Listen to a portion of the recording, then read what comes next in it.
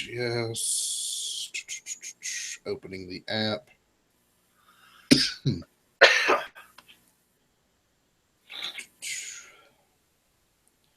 All right.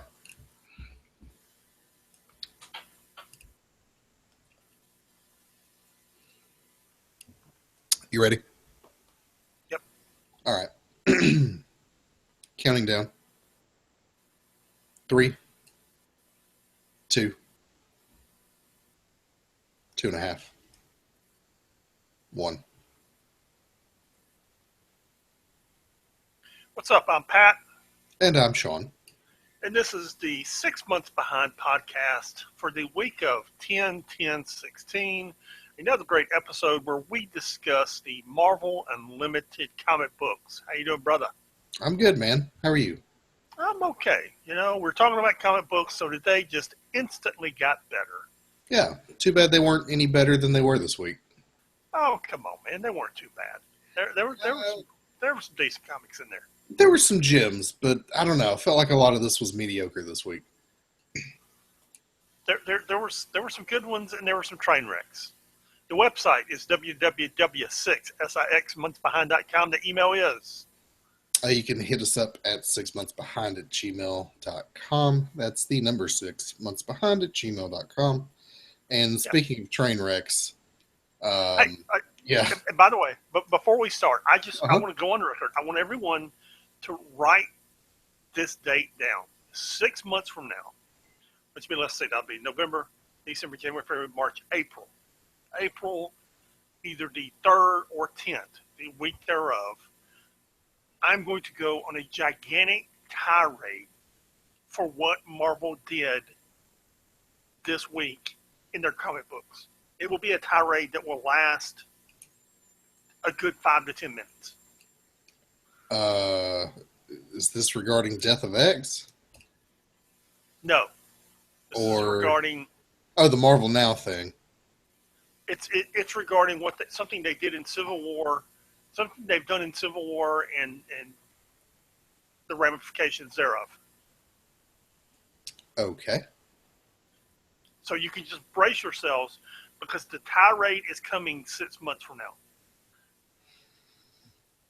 I read Okay. it, and then I read about it, and I was just like, "Are you freaking kidding me?" Does this have anything to do with the new Spider-Man Clone Saga BS going on? No, I haven't even started that tirade yet. Okay. The Well, Clone Saga is in its own little world at this point. I can't wait to hear your tirade in 6 months. Okay, 6 months, we'll all write it down. If Donald Trump hasn't blown up the world, if Donald Trump hasn't become president and blown up the world by April of 2017, you'll get a tirade by then. All right. There you go. I look forward to Sure. it.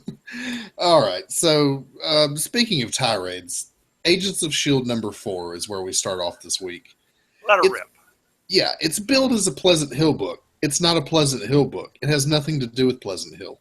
Half of the issue we've already seen in another comic book that we got last week. I don't remember what it was, but it was an Avengers book, I think.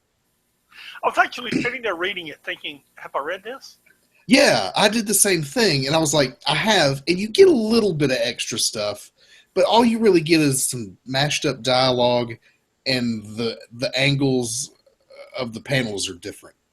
It's told from a slightly different perspective, Yes. but I've seen it.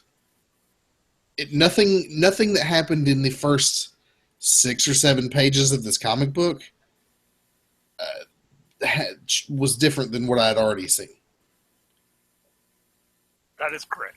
Now, another thing we have going on is Bobby Morse and Agent May going on a covert mission to get.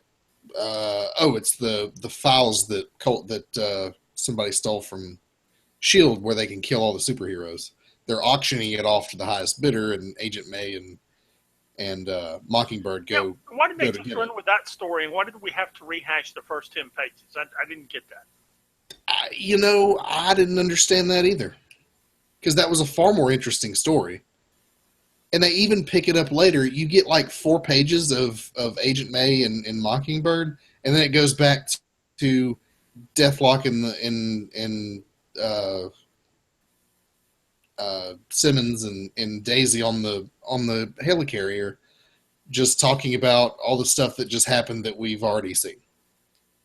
Yes. So, not a Pleasant Hill book at all. Nothing to do with that. And half the book we'd already read.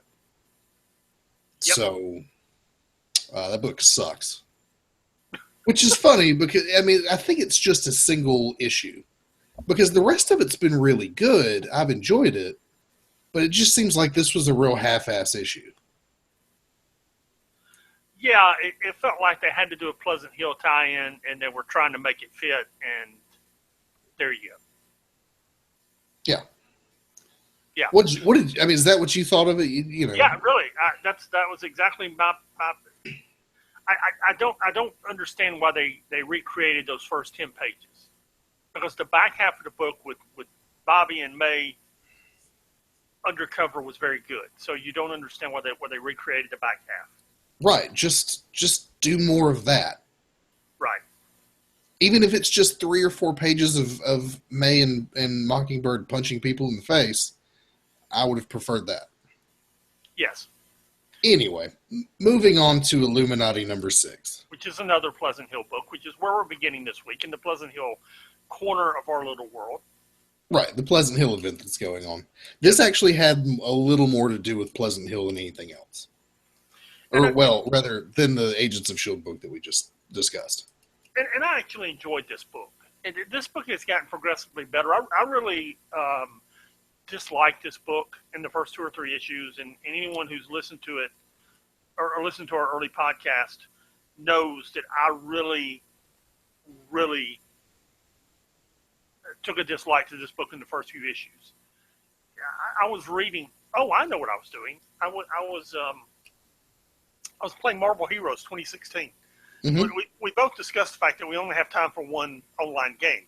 Yours is World of Warcraft. Mine's Marvel Heroes. Right. And in the game, the Red Hood is a real villain. I mean, he uses his powers properly. He's powered up to a proper level. He's a villain that by himself doesn't fight the Avengers, but he causes the Avengers problems. And in the first 2 or 3 issues of this book, he's just a goof. He's a bumbling moron, like he's never done this before. Yes, and it took to issue 4 or 5 with the sales completely in the dumper before they even made him halfway competent. And by then the book's already on its way to being canceled. And by the time you get to this issue, which is really good, by the way, it's the thing's going to get canceled in an issue or 2, and you're like, well, I hate it because now you're finally getting somewhere and you're finally making it interesting. Yeah. Yeah. Well, give us a quick rundown of what happens in this book. What happened? The plot summary. There's several people in Pleasant Hill. Some are there imprisoned against their will, like Baron Zemo and some of the other guys. And some of these guys, in this case, Crusher Carl, is there, or in Deadpool. In Deadpool's case that we discussed last week, they're happy. They have found happiness and want to be left alone. Right. They got the normal life that they really always wanted. Yes, they got the life they wanted, and they want to be left alone. And this life is taken away from them. And in this case, the life he wound up with is, he was basically he's a soda jerk. That's what I was trying to think of. Yes. Yeah. Yes. But he's happy doing it. He's manning a lunch counter. And he's dating the sheriff, who or is flirting with the sheriff, who turns out to be Elektra. Yeah, it's like a budding romance, and things were going all right. And things were going all right there. And the Hood comes to bust him out, and he's like, "Dude, I didn't want to be busted out. I was happy." And of course, his wife is there, who's Titania, I believe. Yeah, Titania. Yeah, and that makes it even more awkward. Yeah, she's like, "Hey, this is all I ever wanted was for the two of us to be happy," and for the two of us to live a normal life away from being superpowered, and you finally get it. You get it with Elektra, not me, and she's not happy about it. I forget what she calls her, skinny little thing. Something like that. Something like that. And finally, at the end, Crusher realizes that this is his life now, and he's like, "Okay, Hood, you want something? Let's go kill Avengers." Yeah. All right, I'm in. I'm in. Let's go kill somebody. That's pretty much it. Yeah, he's really mad about having exactly what he wanted just on the cusp, and then all gets snatched away from him again. Yes. And he's just really mad about it. Yeah, he is. Yeah, it wasn't a bad issue. It was all right. Yeah, and that's the thing. I mean, this thing's gotten progressively better, and it's, yeah, anyway. Yeah. Too bad it doesn't matter anymore. That's correct. That is correct. All new, all different. Moving on to number 8. Tell me what's going on in this issue, because it seemed like a whole lot of nothing just to lead to the last panel. Not really. Because what's happening here is they're yes, they're leading to the last panel, but they're dealing with Kobik. They're dealing with Kobik, and I thought it was a very good issue. Because who is I can't figure out the character that's yelling continually to keep Deadpool away from Kobik. Who is? I'm gonna tell the story. You figure out who it is. So you got basically the heroes have been woken up, but it's not going well for them because they can't exactly get their powers back, and they've been woken up, but they can't all get it together, and they're kind of getting their butts kicked. And Kobik's there, but she's Miss Marvel. No, there's a guy with Miss Marvel. There's an African American guy with Miss Marvel, and I don't think it's Sam Wilson, but I don't know who it is. I can't tell if it's Miles Morales or if it's someone else. It might be Miles Morales. But yeah, I'm certain of it, because there's a book we saw a couple weeks ago where it's Tony and Miles working in the garage together, and he's wearing his uniform in this. So what's happening is Kobik is becoming unhinged, and they all realize not only is she becoming unhinged, but she's basically got the power of a god, and she becomes unhinged. She can destroy all reality, and somebody's got to go reason with her, and the only person close enough to reason with her is Deadpool. And they're like, wait a minute, we're sending a madman to reason with the person with the power of a god. Maybe we don't need to do this. And Deadpool's brilliant idea is, well, let her take a look inside my mind, and that'll straighten her out. And if it's Miles Morales, he's like, no, that's a really bad idea. No, that's a really bad idea. Yeah, what you really need is another, powerful entity messing around in Deadpool's head. Yes, that's really what you need. And what Deadpool shows her is he's been manipulated and used before, and she's being manipulated and used. And once he shows her that, then she frees all the heroes. Yeah, everybody gets their powers and identity back. Yeah, so I thought it was a very good issue. Apparently you disagree. It was okay. It was all right. Yeah, the problem with this storyline, with the Pleasant Hill series, now that I've read it, is it feels rushed. Yeah, I think that's my problem with it. Is it just feels like there was a lot of setup, and then there was a very quick resolution to it all. Yes, from them being captured and the Avengers being captured and put in Pleasant Hill to her setting them free in this issue, the whole thing feels rushed. I think that's what you're trying to say. Yeah, and maybe it's because I just wanted a little more of... I wouldn't have minded at least one or two issues of seeing these Avengers just living their lives in Pleasant Hill and getting a feel for what their lives were like here, so that when you reveal all of it and you take it all away, there's a little more weight to it. Kind of like what we've seen with what's his name in the last book we talked about. You saw what his life was like, and then it all got torn away from him. Yeah, that's the thing with these events is how much time do you spend fleshing them out? with Secret Wars, yeah, they canceled every book, and every book was required to participate in the Secret Wars event in the Secret Wars universe. And sometimes in these crossovers, books have the option. Writers have the options. Do you want to participate? Do you not want to participate? You know, probably the writer of the Hawkeye series was like, "Look, you can participate. You cannot participate."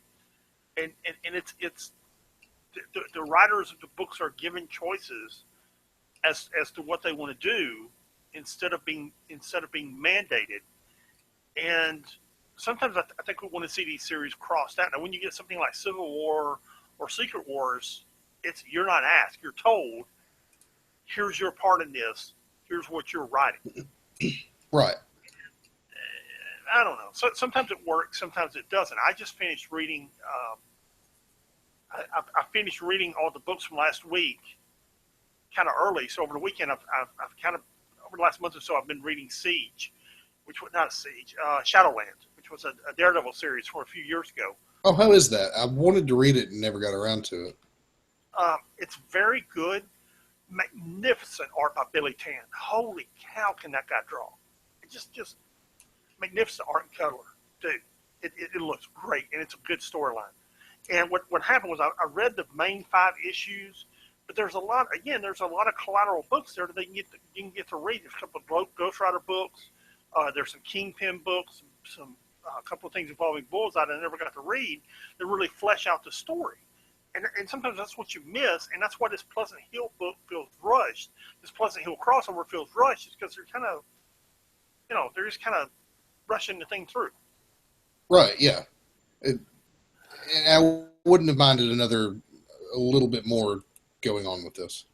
Well, if you know that Civil War, at this point, from launching in Unlimited, and everything we talk about in Marvel Unlimited.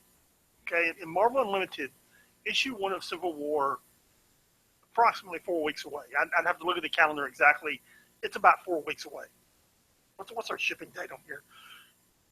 Excuse me. Yeah, so you've got to wrap this up and get into the prelude to Civil War so that you can get into it. I mean, the shipping date on this week's books are April 20th. The shipping date on the Civil War book is June 1st. That's 5 weeks away. You're rushing this, and you're still not at the end of Pleasant Hill. So you're still 2 or 3 weeks away from the end of Pleasant Hill. You're rushing this to get into Civil War, and I'm just not sure that was the smartest thing to do. Right, especially given that there were, issues getting Civil War published on time. Yeah. Which will, of course, extend to Unlimited. Yeah. To me, you stretch this out a little longer, and you get more issues of Civil War in the can. Well, they're trying. What they're trying to do is get that. They're trying to match this whole thing up with movies and the summertime dollar when kids are out of school.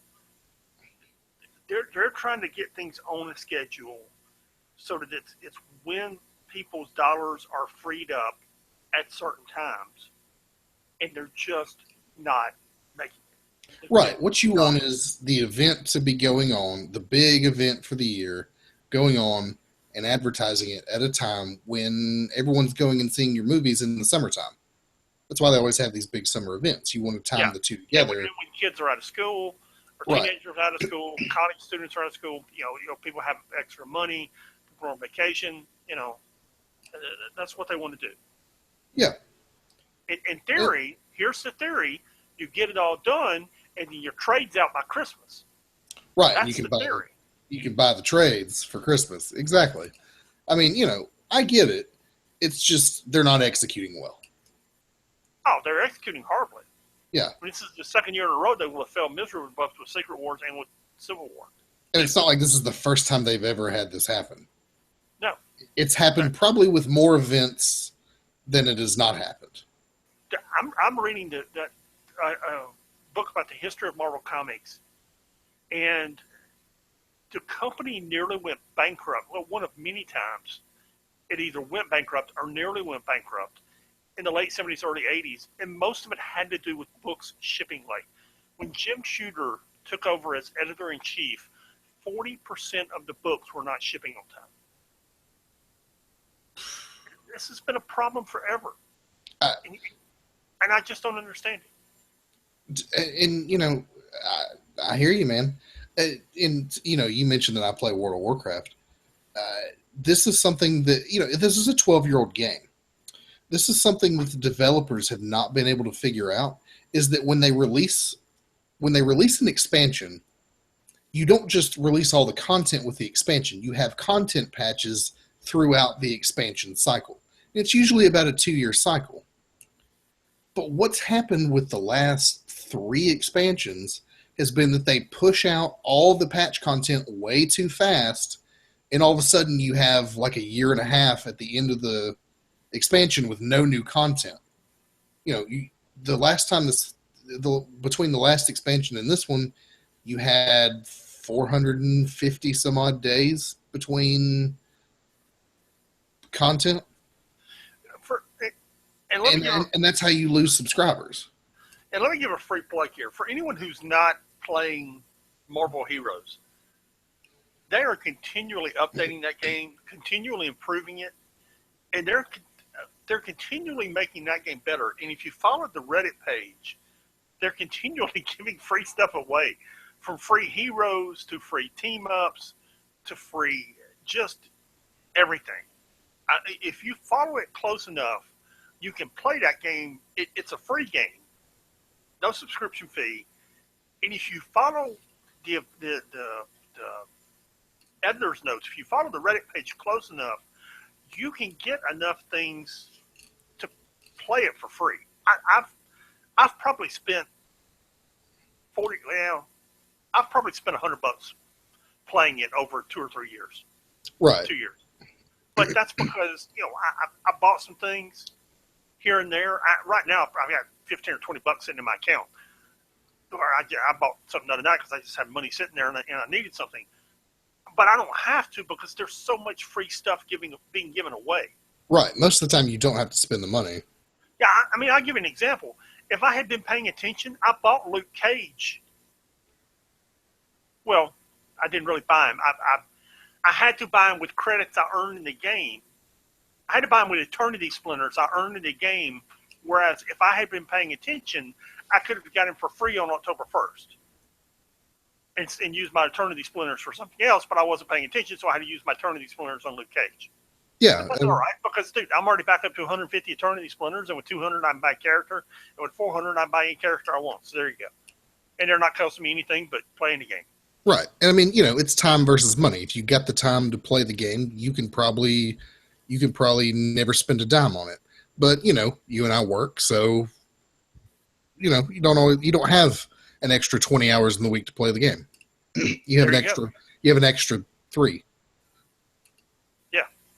Which, hey, by the way, David Brevik, who is the designer behind Marvel Heroes, and also the architect of the first 2 Diablo games, rumor is he might be returning to Blizzard to do another Diablo game. Really? Well, this year marks their 20th anniversary of that game, Diablo, and we know he's making an appearance at BlizzCon in 2 weeks. He tweeted a bunch of stuff, a bunch of pictures of him being at Blizzard headquarters a couple weeks ago. All of the developers who are on the Diablo team are dropping hints on Twitter. And it may just be that they're working on a new game, Diablo 4 or whatever. Right. But I don't know. There's some evidence to suggest that David Brevik is involved in some way. Well, there you go. Okay, and that is this weekend. This is 6 months behind gaming with Pat and Sean. Yeah, that's our rabbit hole for the week. There you go. Moving on to the Spider-Man books, we had Spidey number 4. You really enjoyed this book. No, well, it's okay. I actually just kind of skimmed this issue. I actually read it because you told me how much you enjoyed number 3. Yeah, 3 was actually not half bad. I don't know what continuity or what universe this is happening in. it can't be the 616 universe, but it's essentially young Spider-Man stories, classic Spider-Man stories that we've never seen. I mean, this is what, probably 6 months after Uncle Ben's been shot. This is a few months after Uncle Ben's been shot, set in the 21st century. Right. I mean, these are just old. This is like Spider-Man just happened. That's the setting here. Yes. But in this issue, he goes toe to toe with Doctor Doom. He meets a little kid in the park who's a big fan of his.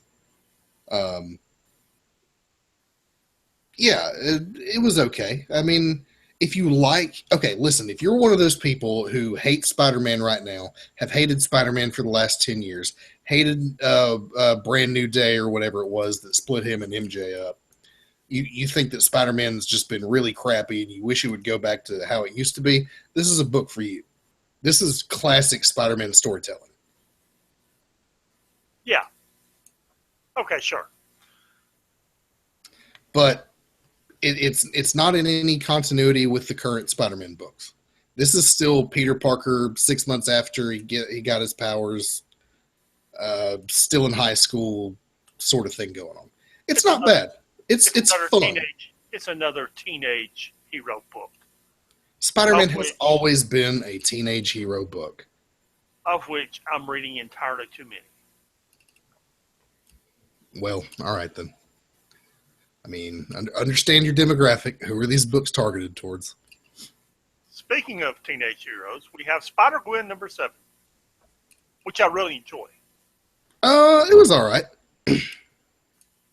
Dude, you're the one that wanted the Spider-Women teaming up and was all excited about it. Oh, I'm sorry. I moved off to Gwenpool. I don't know why. Yeah. Anyway.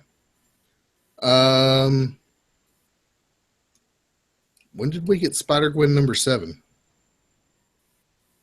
This week. If you're looking at your notes, it says Spidey number 4, Spider-Gwen number 7, Amazing Spider-Man number 10.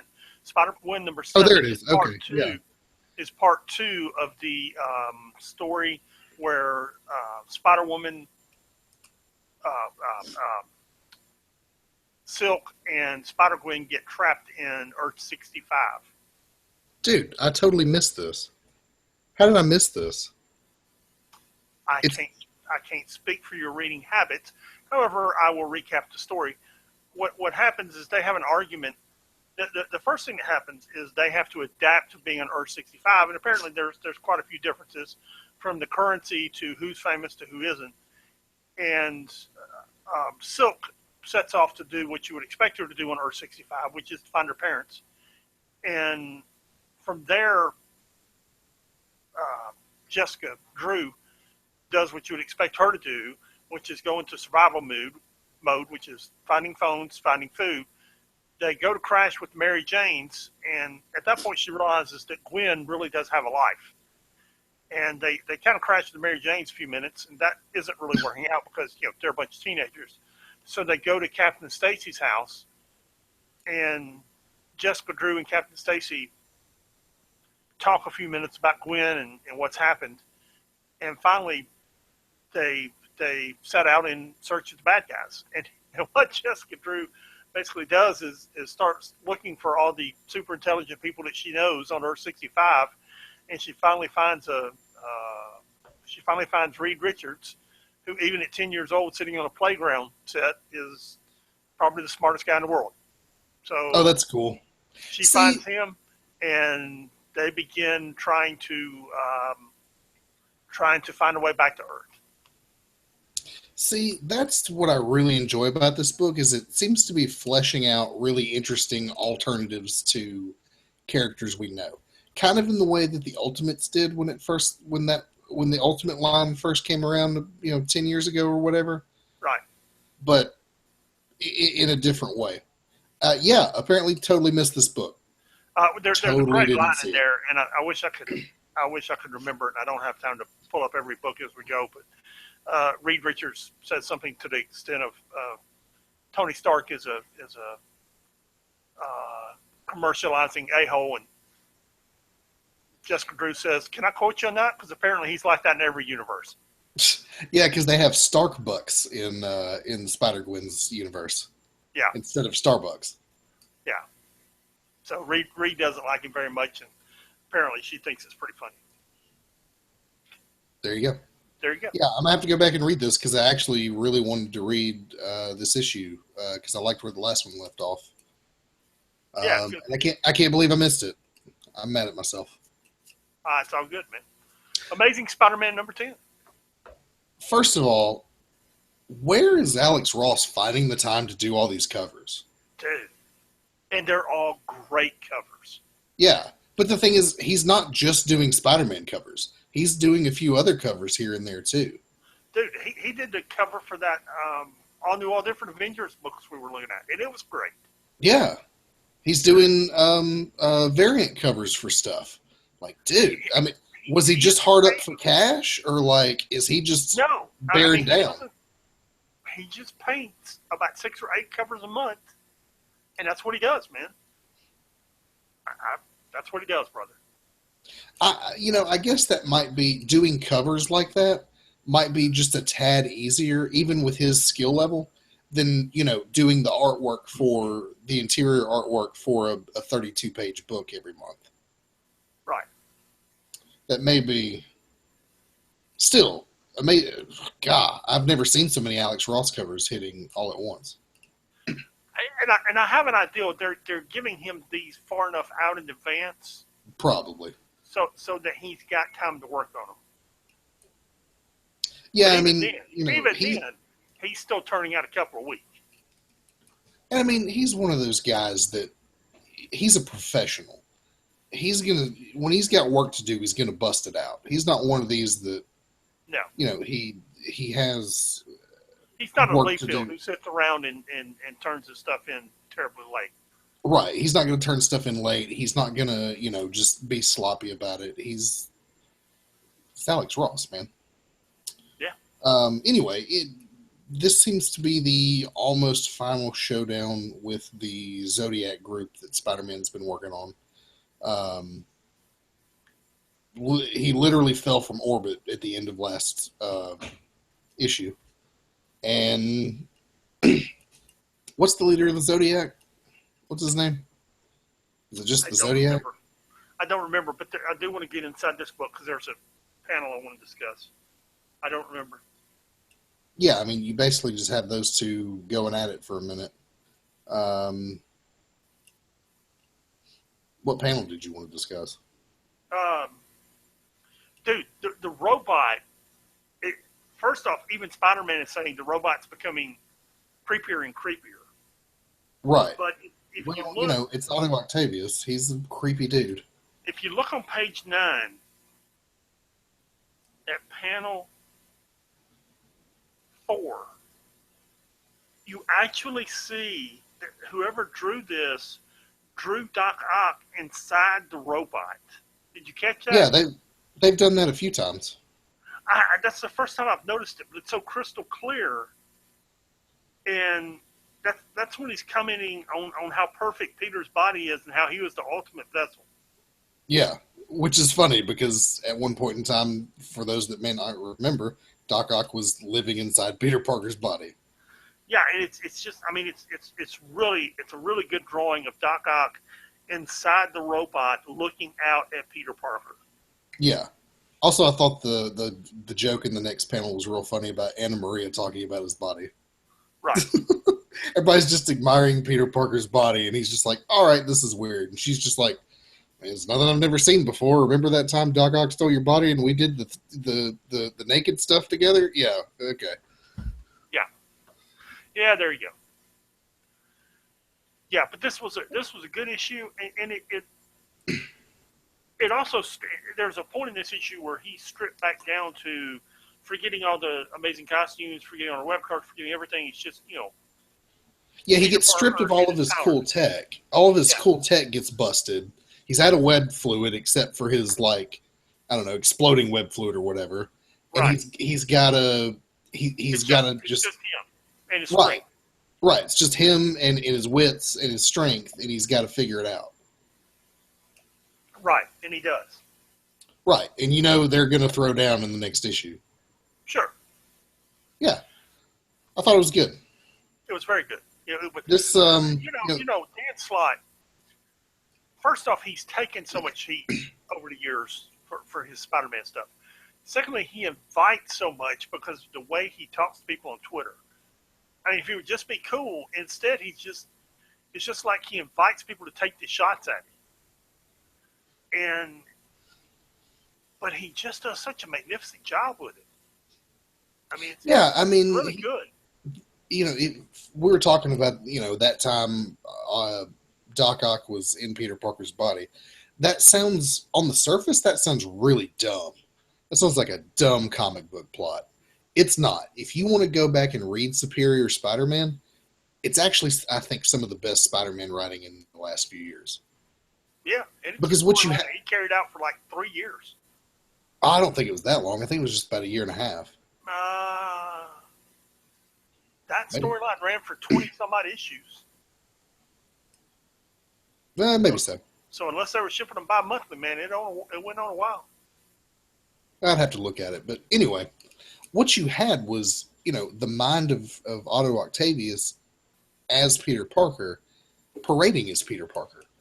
And he did this thing that I always wondered why Peter Parker never did, was he stepped up his game as Spider-Man. He had all this cool tech at his fingertips, and he was really utilizing it. And it's like, maybe Peter wouldn't be in all these situations and have the luck that he does if he used some of his smarts to his advantage. And you got to go back and read it to really understand. But, man, that was a great story. And Dan Slott's been on top of it for the last 5 or 6 years that he's been writing this book. And, this is issue number 10, and there hasn't really been an issue of this that I haven't enjoyed. No, this is one of the best ongoing series that Marvel has. Yeah. I mean, if somebody said, give me the top 5 books that Marvel's publishing right now, this would be in the top 5. They said, hey, give me 5 books to read on the regular, this would be in it. So, January 13 through June 14, you're right, it's about a year and a half. Yeah, okay. That's what I thought. In that year and a half, they put out 33 issues. Oh, I'm sure they were publishing it more than once a month. They were putting that thing out twice a month. Okay, that's what threw me off. They put out a year and a half. There was a time where they were publishing Spider-Man 3 times a month. So I'm not surprised that they were putting out twice a month. Well, what happened was Dan Slott was writing it all, and they were using 3 artists to draw it. Oh, that makes sense. See, why don't they do that with, well, I guess they like to have that one particular artist for events. Anyway, we don't need to get back on that. All right, go ahead. Yep. All New X-Men number 8. To give you a synopsis of this book, the beginning starts with Beast hanging out in the hospital room with Cyclops, who just got his butt kicked. And he's looking for answers, so he goes to find Doctor Strange. He then insults Doctor Strange and then asks for his help, and they go on a mystical adventure. Yes. That sums it up. I enjoyed this book because Doctor Strange was in it. What did you think? I've lost track of where this group of X-Men is going. And I think you reached that conclusion a couple of issues ago. Yeah. That you didn't know where it was going. And I had faith that they were going somewhere because I forget who's writing it.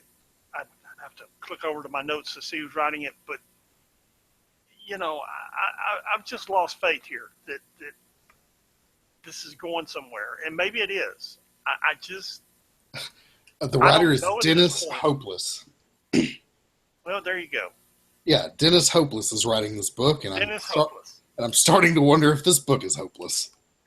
Mark Bagley's drawing it, and he's doing beautiful art. Yeah, fantastic. Art's great. I love Mark Bagley. I love his art, man. It's magnificent. Yeah, he did Ultimate Spider-Man for years, and it was great. And this is good too. I just don't know where this is going. I mean, are they going to go back to their own time? Are they going to adapt this time? The story seems... I don't. And here's the thing. let's look at where we are right now. Your team's a wreck. Cyclops is in the hospital. Beast has lost confidence in himself. Angel in X-23 or who knows where. Iceman is running around crashing gay bars. Yeah, and just generally being awkward. And that's it.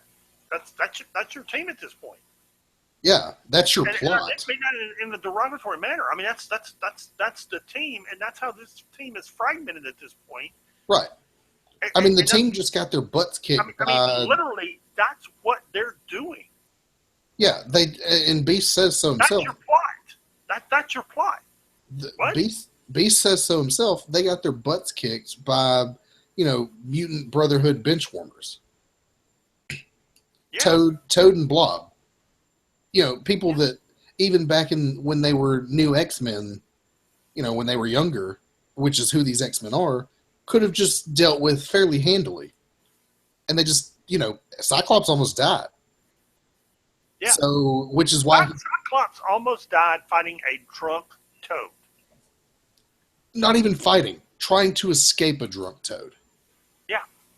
Not even a sober Toad, a Toad who was drunk. So, and, I can understand where Beast is coming from. But it's like, are they going to find any redemption anytime soon? Because if not, just send them back to the 60s and be done with it. Dude, seriously. Do a mind wipe on them and send them home. I did enjoy in this issue the Doctor Strange and Hank McCoy have this conversation about the whole reason that Hank sought him out was to find a shortcut, to find a way to make himself smarter. Just like that. And Doctor Strange relays his origin story to him of, that's how I became Sorcerer Supreme. I was a surgeon, a gifted surgeon. My hands were destroyed in a car wreck. I couldn't do it anymore, so I decided to look at magic to, repair that ability. It took me down a different path, but it's still something I had to study. There are no shortcuts. There are no cheats, as he says. And I thought that was a nice little heart-to-heart. Some nice sentiment there. But otherwise, it was an alright issue. Yeah. I'm biased because it was Doctor Strange, but right. Yes. Overall, not bad. But again, I don't know where this book's going. Yeah, I've reached the same conclusion you have. I had hopes for this book, but it's wandering, and I don't know where it's going. That brings us to the main 616 universe. And Howard the Duck number 6. This book has been absolutely fantastic. It's crossing over with Squirrel Girl at the moment. And to give you a brief synopsis, Squirrel Girl, Howard the Duck, Hank McCoy, Rocket Raccoon,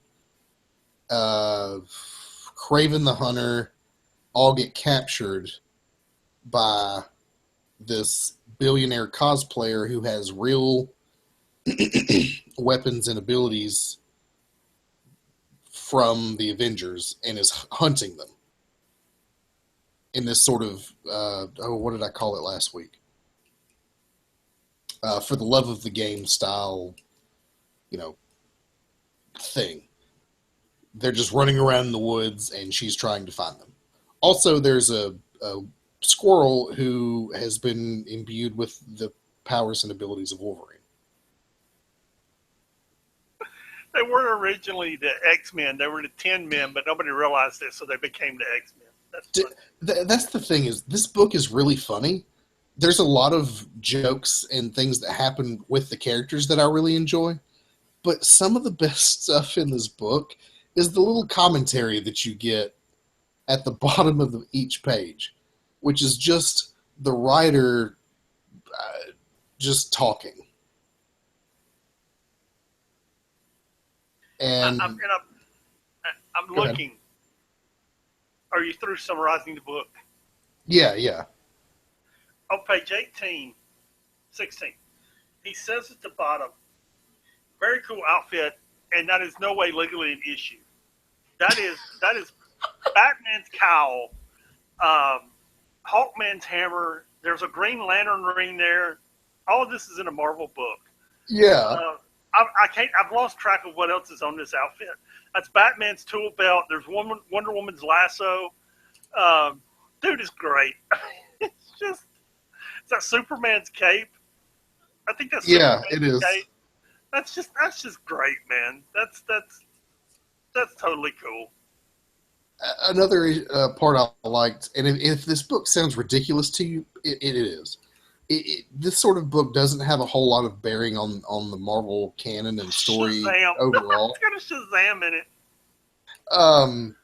But it's lighthearted and funny, and you can tell, particularly with this issue, this is one of those books where the editors just hand it to the writers and say, have fun. And you can tell these are two very talented writers just having fun, and it's a lot of wordplay and puns and jokes and writer jokes. It's almost a little inside baseball. I mean, Beast is there, and he says his classic line, "Oh, my stars and garters," and they go on to talk about what a garter is. And yeah, anyway, it's a really funny book. I'm gonna tell you what. If you had told me 6 months ago, when Squirrel Girl and Howard the Duck launched, that they would be two of my favorite books, I would have told you were out of your mind. Absolutely. But these are two of my favorite books. Yeah, these are some of the best. I mean, a lot of the Avengers stuff and the Spider-Man stuff's very serious. This is where I go when I just want to laugh at something. The next book up is Moon Knight, and I'm going to talk about the history of Moon Knight and all the psychology in it. But this is just fun. This is just a fun book. Right. And, this book made me laugh out loud several times. One of which was Rocket Raccoon makes a joke about how Earth is the best place to buy guns, or the easiest place to buy guns. And it goes to a panel where he's in a gun store looking at something, and Punisher's in the background with his shopping cart literally full of guns. I missed that. He's in the background, and I mean, it's a shopping cart just overflowing with assault rifles. That's funny. That sounds like something I do in Fallout. Right, yeah. And so, yeah. This book is really funny, including the squirrel with Wolverine powers. I mean, that's just absurd. If you like absurd humor, this is a great book to be writing or to be reading. Yes. What isn't absurd humor and has no humor whatsoever? Yeah, this, Howard the Duck and Squirrel Girl, very lighthearted and funny. Moon Knight, polar opposite. Totally opposite. Here's the history. Yeah. Moon Knight is Mark Spector. Yes. Mark Spector has always, from the time he first appeared back in the mid-'70s, had a tinge of madness about him. Now, whoever has written him at any given time, that's been a little bit of madness to a lot of madness. Right. It ebbs and flows. It ebbs and flows. There was a series a couple of years ago where throughout the whole series, he is conversing with Wolverine. Who was it? Wolverine, Captain America, and someone else. Oh, I don't know. I haven't. This is probably the first real Moon Knight book I've read. I mean, they're just, at any given time, he would be dressed as Moon Knight, but he would be impersonating Wolverine, Captain America, and someone else because they were in his head talking to him, telling him what to do at that moment. So, Mark Spector / Moon Knight is crazy. And the real question is, is it Khonshu? Is that how you pronounce the moon god? Khonshu? Khonshu. The real question has always been, is Khonshu real, or is it yet another figment of his madness? That's right. Always been the question. In this it's always left ambiguous, too. Yes. You never know. You never know. And in this issue, we find Mark Spector in an asylum, and all the characters who have always been in his books with him, his girlfriend, whose name I can't remember, supporting cast, are in the asylum with him. So the question is, all these years, has he been in the asylum, or has he really been Moon Knight? And that's what this whole issue is about. And I'm going to tell you the truth. I looked ahead for the next 5 or 6 issues to see where this was going, and this isn't like a 1 or 2 issue thing. This is going on for several issues, and Jeff Lemire's going to do a good job writing this and telling this story. And if Howard the Duck is easy, laughable reading, this is deep, intellectual, deep stuff. This is the polar opposite. Okay, you take the scale. You got Howard the Duck Squirrel Girl on one end. You got Moon Knight on the other. And this is I can't even tell you what. I don't know what happened. I don't know if he's mad or not. I don't know if he's insane or not. Yeah, I mean, he's having visions at the same time, and you're just going, okay, is he trapped? Is this some sort of trap by the god Set, which is what is implied? Or is he just a crazy dude? Is he just nuts? And he's in an asylum. You don't know. You legitimately don't know. You really don't know. And I don't know. We'll see where it goes, but I'm interested. Yeah. Captain America 75th Anniversary Magazine. Normally, we don't put books like this up there. Go ahead. Right. No, I was just clearing my throat. Well, normally we don't put books like this up there, but years ago, Marvel used to put out a Marvel Index Guide to the Universe. And they started it sometime in the late 70s, early 80s. It was like a 12-issue limited series. It had every character and like breakdown of the Avengers Mansion and the drawing of the Blackbird and the drawing of a Quinjet. And it was the encyclopedia of Marvel. And then like every year or two, they put updates and things out. And kind of around the late 90s, early 2000s, they kind of revived it. And they like do a Spider-Man universe guide and things like that. They kind of got away from it. And I put this up there because I read this, and this thing is big, man. It's like 80 pages or something. Yeah, I think it's like 67 pages. It's big. And it's got all this cool information about Captain America in it, from the movies to the comic books to Kirby creating him to the artists who've drawn him throughout the years, to the best issues, to the best stories, to the best plot lines. Yeah, it's got all of his, alternate, when he was U.S. agent and for a minute he was some other guy, times where he hasn't been Nomad. That was it. All his costumes, all of it, his rogues gallery, which I didn't realize Jack Kirby created MODOK. Now, after looking at MODOK and knowing that, it's like, it seems obvious, but I was like, oh, but now that I know that, of course he did, but I just, didn't think of it before. Let's put it this way. If it happened between 63 and 68 in the Marvel Universe, and it didn't happen in Spider-Man, Jack Kirby probably created it. Yeah. But if you want Captain America, read this. It's in that book. It's... And I didn't have time to consume that much information. I didn't That's either. why I wanted to touch on this, because these things were just... Marvel used to put these things out all the time, and I just loved them because I just keep them around as a resource. And we're talking, when I was a teenager, I just kept them around as a resource. Even when I was an adult, I still bought them. Yeah, it's good reference material, but it's also good to just read, and it fills out your knowledge of these characters. Yeah, and the writers who created them and how they got where they are. And anyway, it's a cool book. Yeah, I didn't read all of it. I flipped through most of it, but I'd say if you got time, at least read a couple pages of it. Yeah. Yep. Gwenpool number 1. Give me a synopsis of this book. Let's start here. First off, this book is selling well. It's selling gangbusters.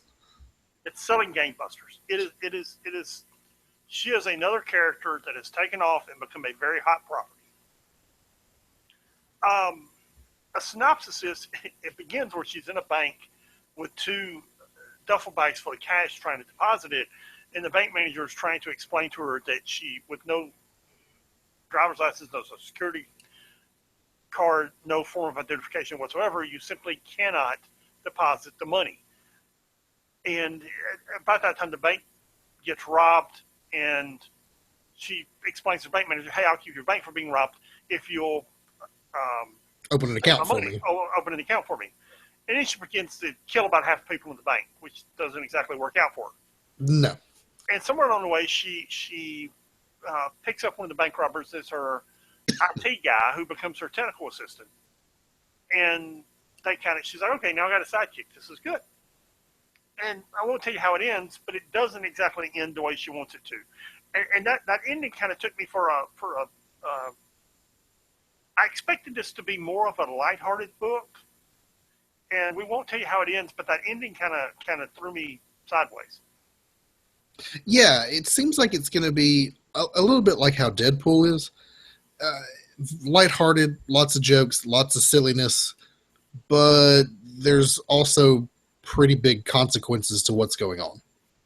Yeah, so I enjoyed it. I enjoyed the.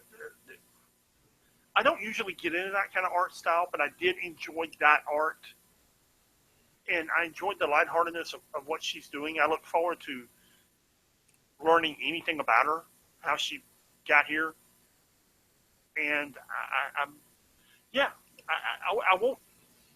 It's not my book of the week. I was a little disappointed by it, but that ending kept me around and said, "Okay, yeah, let's see what happens here." Yeah, I mean, it's definitely going to be a book I'll continue to read. Yeah. Moving on to Mockingbird #2. What did you think of this? It was a little weird. I mean, you start off. First off, Yeah, go ahead. yeah. No, go ahead. The panel begins with Hunter, who apparently is in the regular Marvel universe now, and is a thing with him and Bobby have a thing, just like they do in the Agents of Shield show. It starts off in like this BDSM club. I was going to say, here's what I was going to say. This is why they used to have a comics code, okay? Yeah. So kids wouldn't pick this up and read it. That's why, for years, there was a comics code. Yeah. This is why we had a comics code, so your 8-year-old didn't pick this book up and read it. I mean, it's nothing explicit, Dude, but do you want a but it's a lot of 12-year-old reading this book? no, Okay. but it's a lot of leather and assless chaps and weird masks. And I'm saying weird masks in a... And whips and chains and, yeah. Yeah. Bobby's basically breaking him out of this place because he's supposed to be undercover or something. I wasn't really sure. There was a lot of jokes between the two of them about, each other, regarding their personal and, bedtime relationship. I don't understand how we get one to here. I'm not sure. I was about to make that point. I'm not sure how we got here either. And then it ends with Bobby in the suit that she rescued him in, the leather suit that she was in. She was undercover, of course. And he's literally, Hunter's literally tied to her bed. And she gets a text saying, "Hey, you got to come in for a medical evaluation." And she just leaves him tied to the bed. But it's like, okay, how, like, but let me ask you this. When she got that okay, text, go ahead. Was she responding of her own free will? That's a good question. I Because didn't even consider that. By those panels, if she was responding of her own free will, or if she was just kind of acting robotically. I'm going to say she's responding to her own free will because she's been told that she has to, but I wouldn't be surprised if that in itself is some aspect of the tests that they're running on her, whether she responds or not, or if they're attempting to make her respond. out. Either way, it was a real weird issue. And I have a feeling this.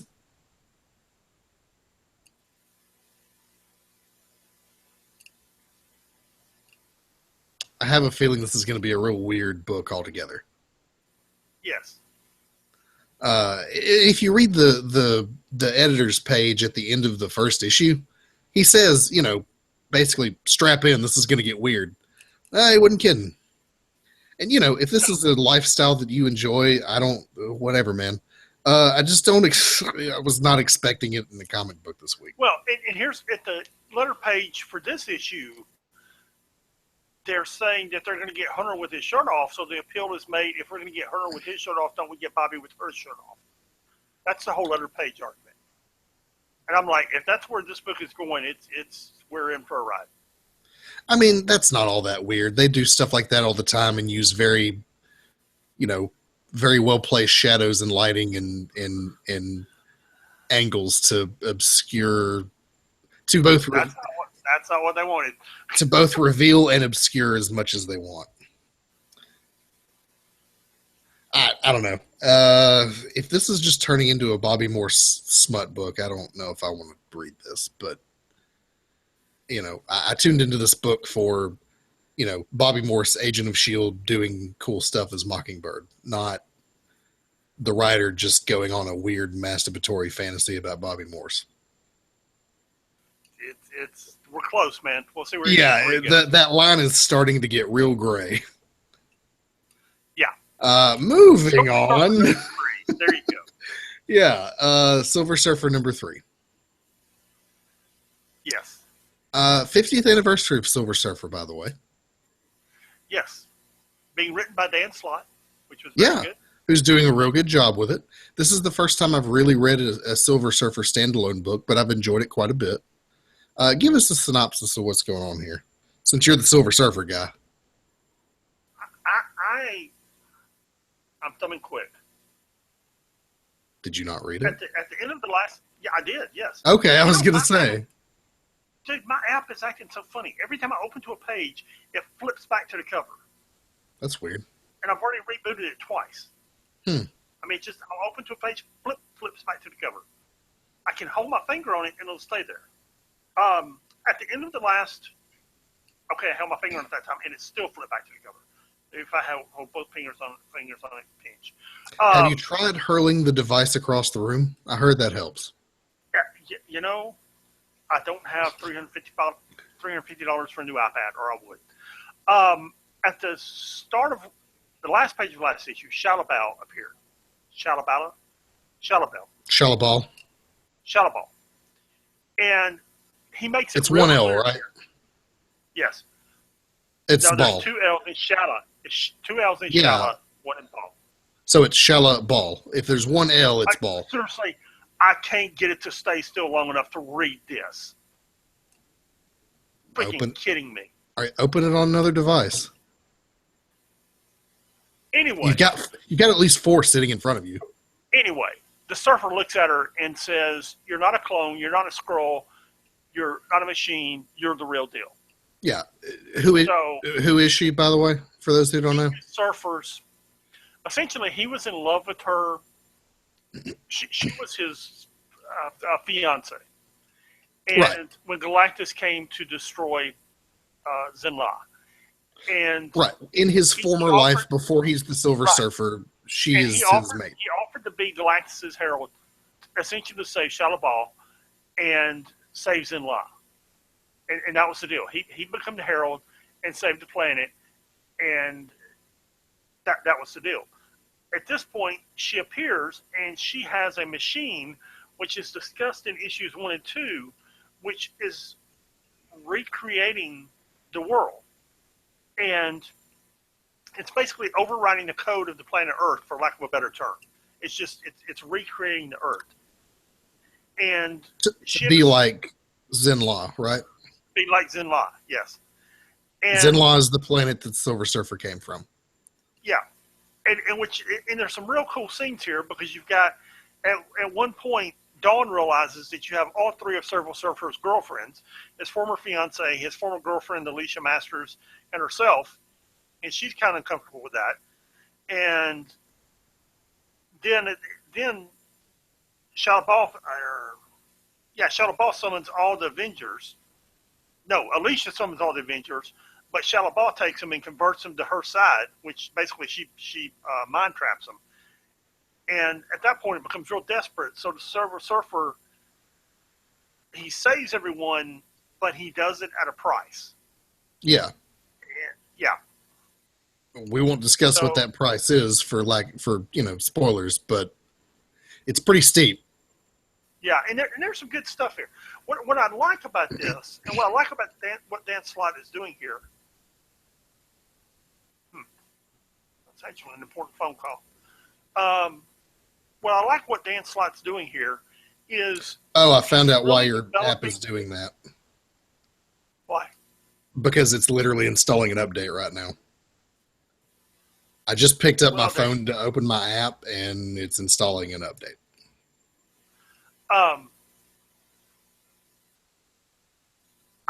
Between installing an update, getting a work call, I've completely lost my train of thought. Okay, what Dan Slott's doing is really explore. He created in the last series, he created the character of Dawn, and fleshed out the Silver Surfer and let him have a relationship with her. And now he's come back, and not only is he fleshing out that relationship, but he's introducing Dawn to all the other girlfriends. And that's pretty cool. And he's fleshing out the Silver Surfer as a character. Yeah. I'm really enjoying. He's really giving the Silver Surfer this Doctor Who treatment, and it's working really, really well. Stick him with a cute young companion from Earth.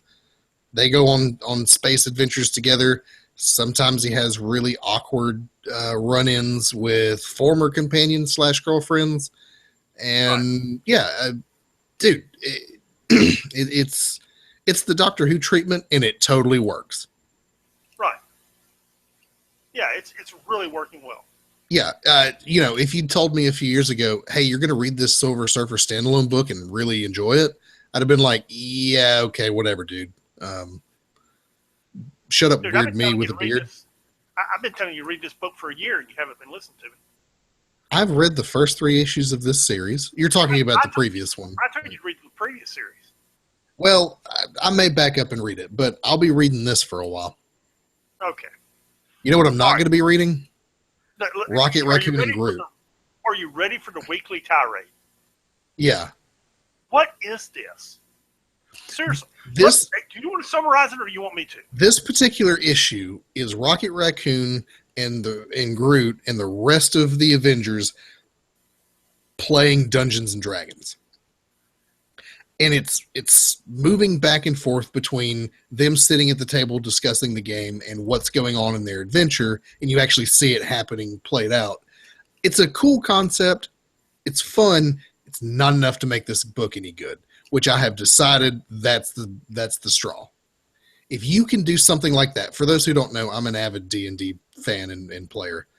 So if you can put one of my favorite things in this book with my favorite characters and admittedly do some cool stuff with it and still make this book unreadable trash, I'm done. These are two of my favorite characters in the Marvel Universe. We're going to come to Guardians of the Galaxy number 7 in a moment. And Rocket Raccoon is pretty good in that book because Brian Michael Bendis is writing it. Mm-hmm. This book is off the rails, unreadably insane.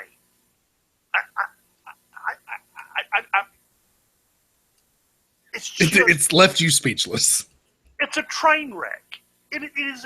You've taken two of the most popular characters in the Marvel Universe, two characters that are in the movies, that there are stars in the movies. People are waiting with bated breath for the next Guardians of the Galaxy movie with Rocket Raccoon and Baby Groot in it. And you're butchering a comic book that should be they should be up there in sales. I looked at the sales figures for this book, and they're barely cracking the top 150, and they shouldn't be there. They shouldn't be there at all because this book is so flippin' bad. Yeah, man. Again, you put these characters playing Dungeons and Dragons, and what you can do with that, the potential that's there to do something with that, even just to make it lighthearted and fun and not serious at all, and it still can't grab me. This is by far the worst book of this week.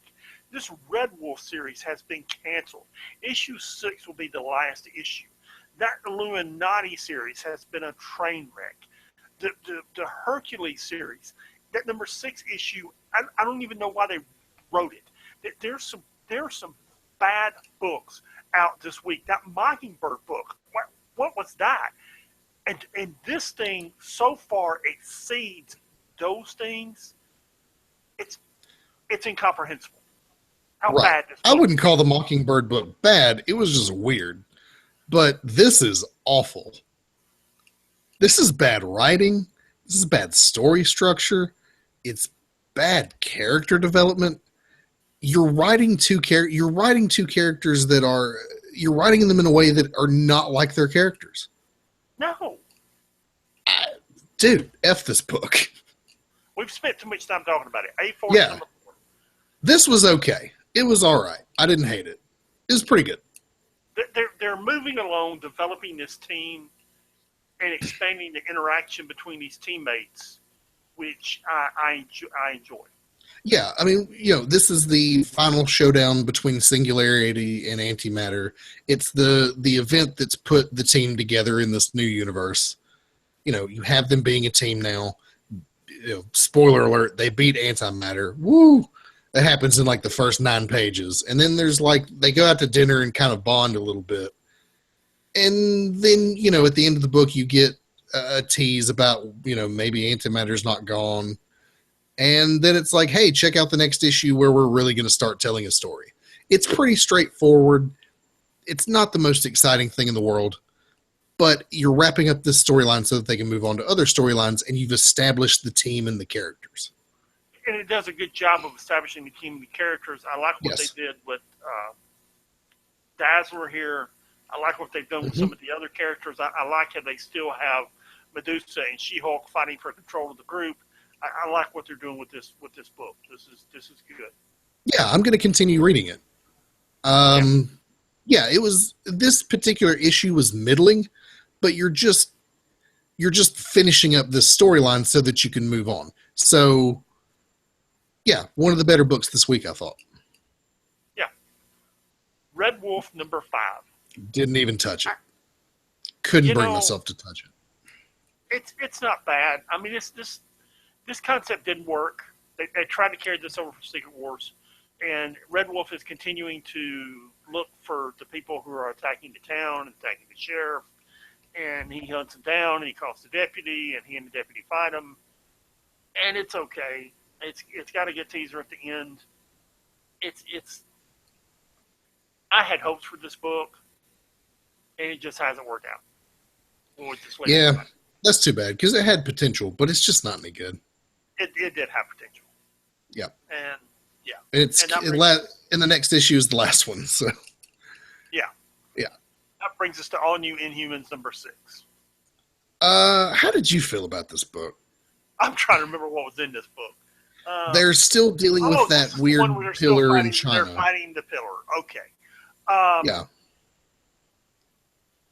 I'm recapping it in my mind. I feel like we're over. This was all right.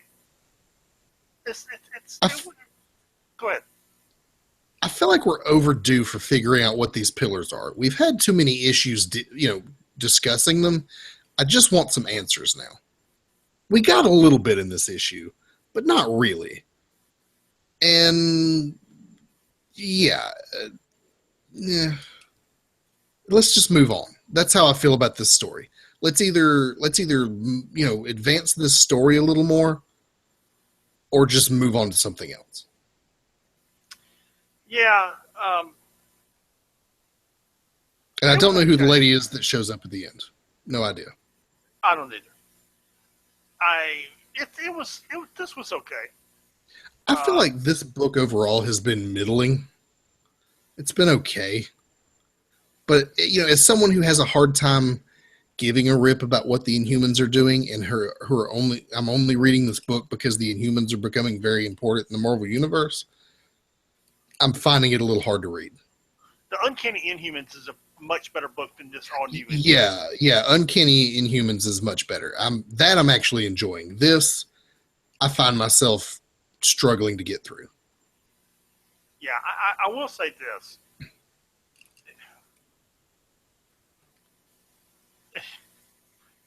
6 months from now, when you get to Death of X, it'll be worth it. Okay. Well, it can't be any worse than that Rocket Raccoon and Groot book. This is true. Yeah, and that is. It's not as bad as Hercules #6. Tell me about that. I didn't read that either because you always read the Hercules stuff. But go on yet another tirade about Hercules. No, let me go on another tirade about Hercules. They spent issues 1, 2, and 3 just wandering in the wilderness. Finally, in issues 4 and 5, they get the team together. They have good fights. Okay, you finally, you're going to do something. And in issue 6, this is not an exaggeration. They sit around Hercules' apartment, eat dinner, and talk about what they just did, and talk about Hercules' alcoholism for a whole issue. That sounds fun. Yeah. That sounds exactly what I want to spend $4.99 on. And that's it's a little more complicated than that. And I won't ruin it for someone. Although we said it, did we say at the top we give spoilers? We give spoilers. You know what? I'm just going to tell you about it. He calls who he thinks is Tony Stark, and he and Tony Stark get in an argument about Tony's alcoholism and his alcoholism because he's asking Tony how he stays sober, and they wind up swapping some words over it. And basically, Tony at the end winds up saying, "Look, dude, you're a jerk. You've always been a jerk. You won't let me help you with that thing that's on your arm, and this is why you're Hercules, because you won't let us help you. You've got a piece of technology branded on your arm that you won't let us help you with."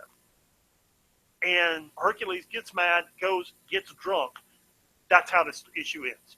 Not only is that how the issue ends, that's how the series ends, because it ends with #6, and it begins in a month or two with Hercules War of the Gods #1 or something.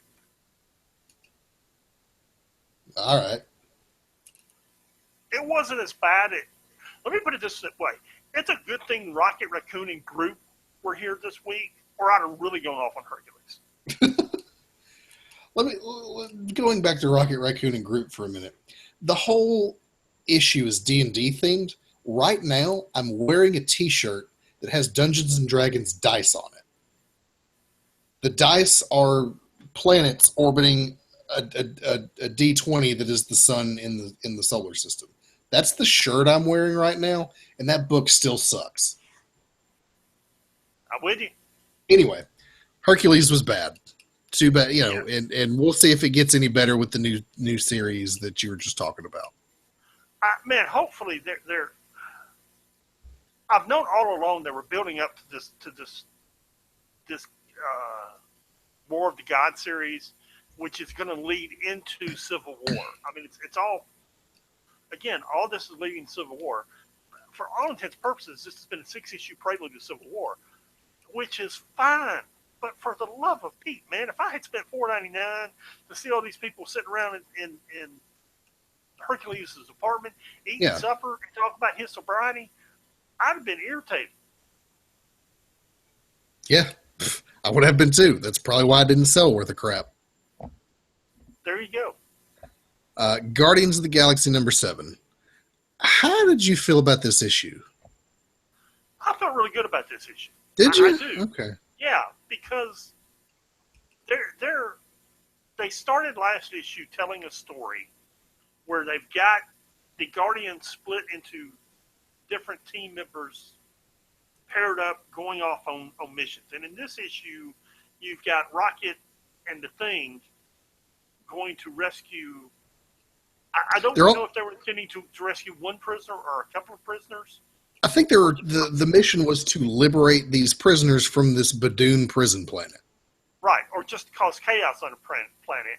But they wind up liberating the entire planet. Yeah. Now mine's doing that thing that yours was doing. Yeah. And along the way, the Thing just creates chaos, and it's a good fight issue. Right. Yeah, it's a lot of fighting. It's a lot of the Thing causing chaos and cracking skulls. I'll tell you what, I enjoyed Brian Michael Bendis drawing or writing the Thing. I think he did a good job with it. And yes, I did enjoy this issue. Yeah, it was good. It was solid. It wasn't my favorite, but it was solid. You know, no, it's not the best favorite of the week. I think this will be something where you look back 15, and you think, wow, this has been a good story. Let me go back and read these 8 or 10 issues together. Yeah. And so, you know, it's just you got Rocket Raccoon being Rocket, you know, making the funny. You got the Thing clobbering Badoon. He falls in love with an alien lady. Yeah, it was good. It was all right. It was worth reading. And if I'd spent $4.99 on it, I'd have been like, okay, yeah, worth the money. Yeah, if part of the series worth the money, yeah, I'm happy with it. Yeah. Absolutely. Yep. You have anything else to say on Guardians of the Galaxy? No, that was good art. I don't know who did that art, and I don't feel like looking it up because I'm too lazy. Hang on, I can tell you. But it was good. It was very good art. Valerio Shitty. Yes, that's his name. I'm serious. That's the name. I'm messing with you. Okay, anyway. It's SCHITI. I don't know how else you pronounce that. I tell you what else was some good art. It's Salvador LaRocca's art in Darth Vader 19. Dude, wasn't it? That was good art. He's been doing really good. He's also doing is it Venom? Is he doing the Venom book too? Yeah, I think he's doing Venom's book too. This is a really good issue. You have it's basically the resolution to this war of these ore barons that's been going on this planet that Darth Vader's trying to figure out or trying to deal with. And there's not a whole lot that I can say that doesn't spoil it, other than, you know, you really see the brutality of the Empire, and you see what people had to do to survive. It was bend to our will or be destroyed. That's what living under the Empire was like. And sometimes you do, sometimes it's both. Sometimes you bend to our will, and then when we're done with you, we destroy you. And you really get a sense of that here in this book, and I feel like you have through the whole series. I particularly enjoyed the scene where he's fighting those two, what are they, Jedi experiment type things that some Empire scientist was working on. Yeah. One of them betrays the other one and literally pushes her into the lava that's on the planet. And at the last, and he runs off saying, we'll fight, we'll fight again, Darth Vader, another time. And, before she dies, he lifts her out of the liquid magma, burnt to a crisp, and says, he's betrayed you. Now's the time to give up your information. So she tells him everything she knows. And I don't know, it harkens back to his origin story. It's like it's almost like he had a moment of sympathy for her. Does that make sense? Yeah. Yeah. Also considering after he gets the information from her, he just kills her. But it's kind of like, you almost think that he had wished somebody had done that for him. Right. Instead of Palpatine coming along and pulling him off the edge of that lava river where he's slowly burning to death, somebody had just come along and stuck a lightsaber through his skull. It just ended it. Yep. Yeah. And man, this whole series, we're at issue 19, and I think this ends at some point. I believe it ends at 25, and I don't know why. Yeah. It's really good. It's so good. The whole thing has just been a home run. There's not been a bad issue. So if you enjoy the Star Wars books, particularly the Darth Vader stuff, or if you just like Darth Vader, if you just like good comic book writing and good storytelling and great art, read this.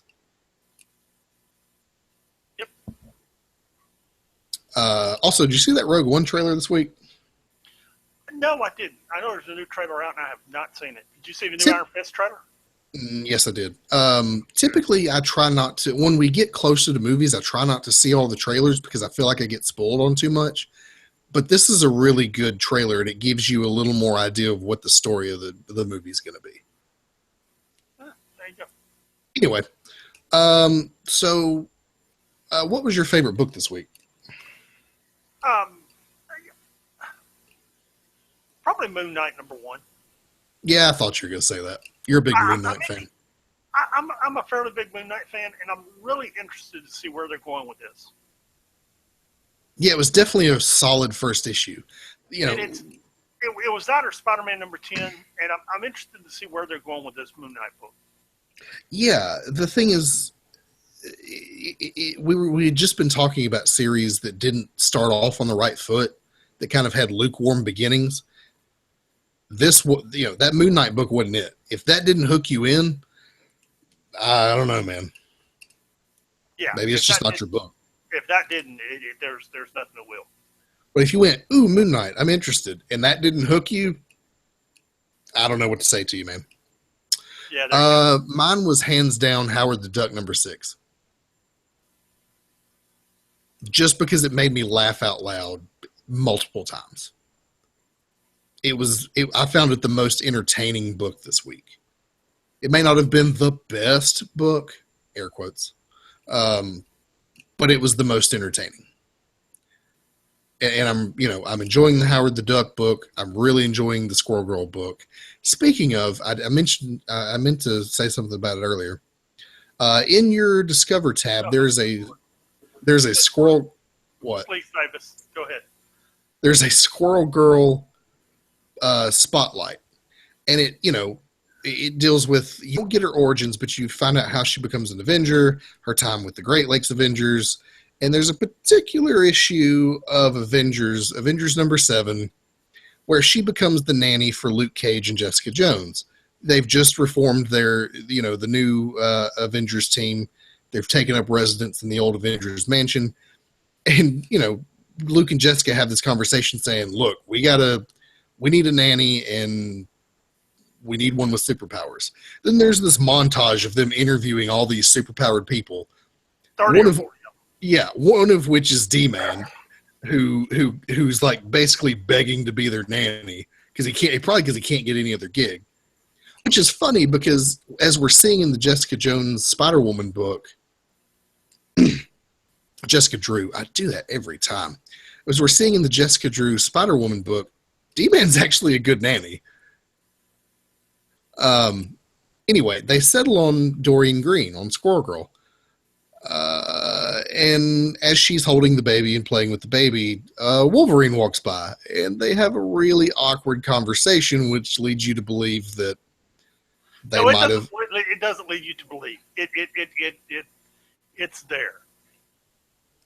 It pretty well spells out that they, Wolverine they have a prior relationship. Yes. What is the nature of that prior relationship is not said, but it is certainly implied.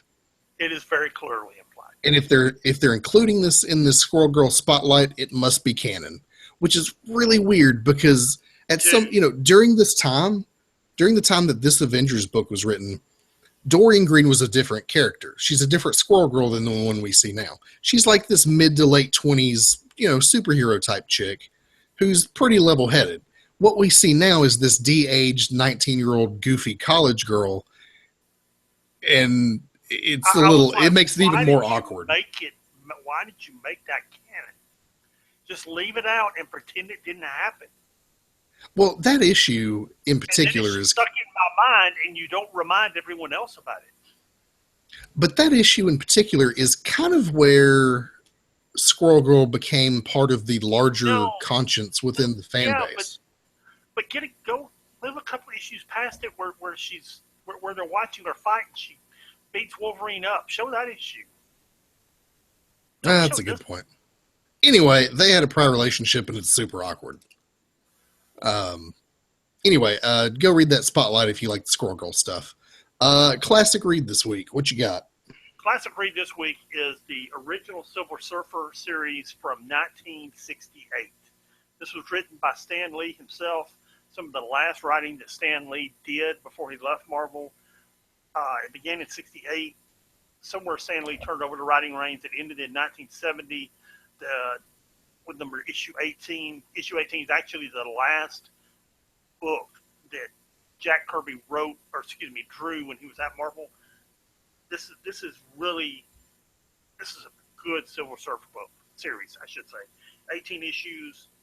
It introduces Mephisto in issue 3 as the classic Silver Surfer villain, and that's where Mephisto comes from. It's because they had to find somebody that could match the Silver Surfer power for power and find some way to entice him and find some way to what do you do with a guy that's this powerful? Well, yeah, that has the power cosmic.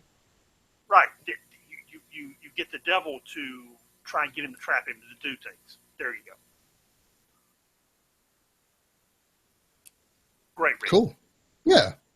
I might check it out just to see Mephisto's origin, because I really like Mephisto. He's a cool villain. Issue 3. Cool. Yeah, and it being the 50th anniversary for Silver Surfer, it is very appropriate. Yep. All right. Well, you can email us at 6monthsbehind@gmail.com. That's the number 6monthsbehind@gmail.com. You can read our website at www.6monthsbehind.com. All right. That pretty much wraps us up for this week. Pat, do you have any of your famous wisdom to dispense before we go? Never make eye contact while eating a banana. That seems like good advice. I'm going to take that to heart. We'll see you guys next week. Think on that, and peace.